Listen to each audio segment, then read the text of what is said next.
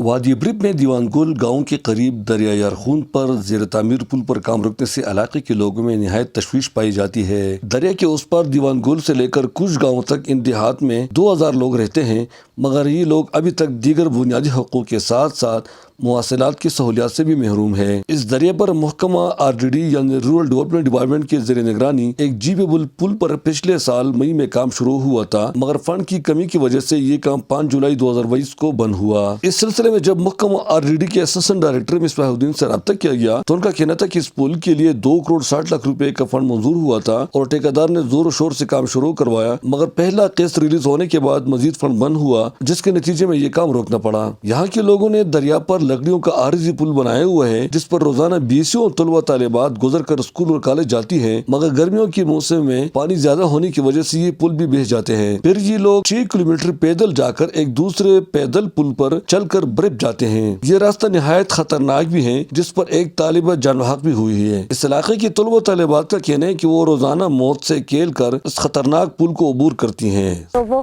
وہاں سے پتھر آئے، اس کے سر پر گرے تو اسے بہت زخمی ہوئی، اور وہاں بھی ہمیں کوئی گاڑی کا وہ مسئلہ ہوا، ہم اسے پھر گھر میں لے گئے، گھر میں سے مستوج سے ہم نے گاڑی منگوائی، اسے وہاں سے لے کر مستوج گئے، 4 دن تک وہ مستوج میں رہ گئے، پھر بونی میں وہ شفٹ ہو گئی۔ حکومت سے یہ گزارش ہے کہ جلد اس پل میں کام کیا جائے، کام شروع کروایا جائے۔ ہمارے جانوں کو بہت مسئلہ ہے، ہم سے بھی چھوٹے بچے یہاں سے اپنی جان کی نذرانہ دے کر یہاں پر سکول آتے ہیں۔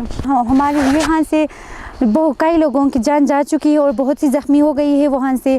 یہاں کے لوگ پل نہ ہونے کی وجہ سے روزمرہ استعمال کا سامان بھی کندھوں پر اٹھا کر پیدل لے جانے پر مجبور ہے۔ مقامی لوگ حکومتی اداروں سے مطالبہ کرتے ہیں کہ دیوان گول پل کے لیے فنڈ جاری کرتے ہوئے اسے جلد سے جلد تعمیر کیا جائے۔ واضح ہے کہ برب میں بار بار گلیشیئر پھٹنے سے سیلاب آ کر وادی یارخون اور بروغل کا راستہ بند ہو جاتا ہے۔ اگر دریا یارخون پر دیوان گول کے قریب پل اور سڑک تعمیر ہوا تو یہ ان وادیوں تک جانے کے لیے متبادل راستہ بھی ہوگا۔ یہ لوگ حکومت سے مطالبہ کرتے ہیں کہ اس پل کو فوراً طور پر مکمل کیا جائے تاکہ ان کو جانے میں آسانی ہو۔